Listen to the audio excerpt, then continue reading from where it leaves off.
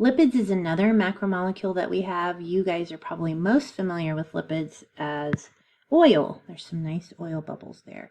But again, it's an organic molecule that contains carbon, hydrogen, and some oxygen, but the oxygen is less there's less oxygen in lipids than there is in carbohydrates. And sometimes you might see a phosphate group. The important part, or the important characteristic of lipids that you need to be mindful of, is that lipids are insoluble in water. And we call this hydrophobic. So phobic, like a phobia. Sometimes you have arachnophobia if you're afraid of spiders. Hydro in this sense is water. Phobic is fear. So fear of water. There are 4 main types of lipids. You have neutral fats or triglycerides. You have phospholipids, steroids, and eicosanoids. Not all lipids are bad for you. Not all fat is bad for you. Some of it is actually very necessary. Triglycerides are basically 1 glycerol unit with 3 fatty acid chains. And they're bound together through dehydration. So you remove the water and you get bonds. Here's your bond. So you have a glycerol backbone and 3 fatty acids. This is going to be in your solid fats and your liquid oils. So things like butter, like sticks of butter, they are going to be your triglycerides. The main function of triglycerides are for energy storage, insulation, and protection. So these triglycerides are definitely important in the body. If you have too many or too much, then no, that's not healthy, but there's definitely an important role and they are vital. So one of the ways to remember, fatty acids can differentiate what kind of lipid you have. You can have a saturated fatty acid, which means there's a single bond between the carbon atoms and the maximum number of hydrogens are bound. So here would be a saturated fatty acid. And so you can see there's a single bond between each carbon molecule, and then all of the hydrogens that could possibly be bound are bound. You're going to see saturated fatty acids in things like your butters and animal fats. And this is because if you look at this structure, it's a very straight molecule. You can put a lot of molecules around each other if they're all rectangle shapes, right? A lot of them fit together and they can make a really dense product, such as butter or animal fats. You can see that here too. Unsaturated fatty acids have 1 or more double bonds between their carbon atoms. So for instance, here's an unsaturated fatty acid that all of a sudden you go along and here's a double bond in this carbon in the middle of this chain, and then here's another one. And so there's not as many hydrogen atoms present, and you've got these double bonds that actually end up kind of causing kinks in the shape. And so the shape is like that in this case. And you find these unsaturated fatty acids in plant oils, such as olive oil, avocado oil. And actually, the reason why they're in oil form is because with these kinks, you cannot put as many of those fatty acids together right on top of each other.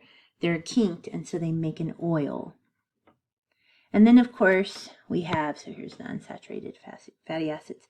Then we have trans fats. And trans fats are actually the good fats that have been processed so that they're no longer good fats. So these are actually bad for you. And the picture itself should make you think that. Fried chicken and French fries. How we love how they taste, but they're not good for you. And the reason is that they've been chemically altered so that double bonds appear where there wouldn't normally be double bonds. And so they've been partially saturated with hydrogen. Now, why this generated was because people wanted to extend shelf life of foods. So they're bad because they help to elevate, or they tend to elevate, the bad cholesterol. Phospholipids is the other type of lipid, and they actually also have this glycerol backbone, but they have a phosphorus polar head here, and then they have 2 fatty acid chains on the bottom.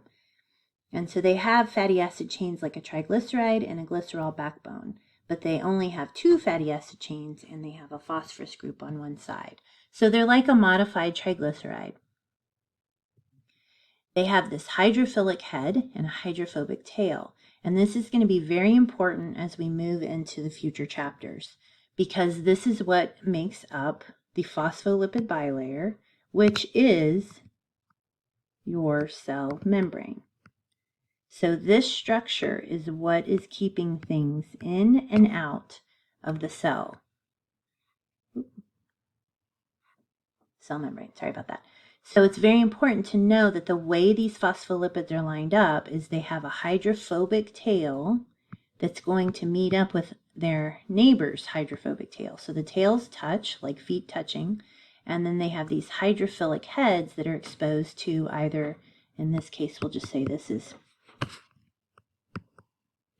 the external environment, and then this is the internal environment of the cell. Okay? So when something is hydrophobic, it means that it's water-fearing. So things that are water-soluble will not go through here, all right? But things that are lipid-soluble that are also hydrophobic will go through there. They're the main component of the plasma membrane. So here is another schematic where you can see this phospholipid bilayer. You've got the tails meeting each other on the inside, making that hydrophobic region.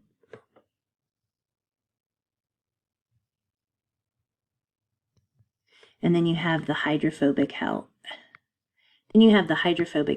in here on either side of the membrane.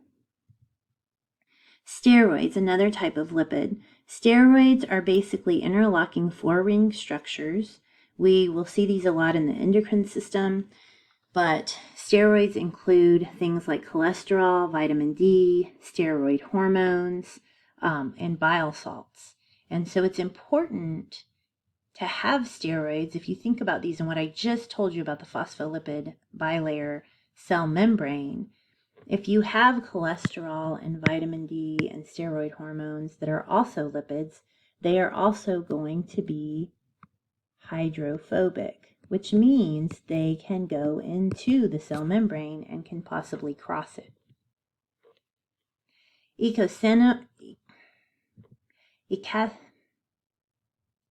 Eicosanoids are another type of lipid that we're not really going to talk very much about. They're derived from a fatty acid and they're in cell membranes. There's a lot of different types. Some examples are going to be prostaglandins and thromboxanes.